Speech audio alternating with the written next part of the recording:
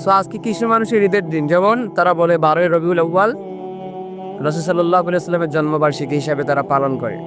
তারা বলে happy birthday to you, cake কাটে, র্যালি বের করে, বিভিন্ন ধরনের বিভিন্ন জন বিভিন্ন কিছুভাবে এটাকে উদযাপন করে।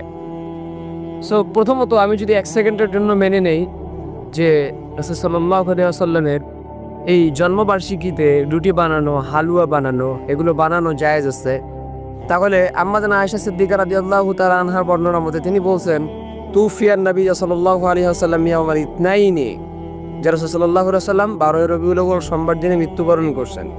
সো এই দিনে তিনি জন্মগ্রহণ করলেন, এই দিনে মৃত্যুবরণ করলেন। আপনি শুধু জন্মবার্ষিকী উদযাপন করলেন, তাহলে রাসূল সাল্লাল্লাহু আলাইহি ওয়াসাল্লামের মৃত্যুবার্ষিকীতে শোক দিবসকে পালন করবে? আপনি আমাকে বলেন। এটা হচ্ছে প্রথম পয়েন্ট।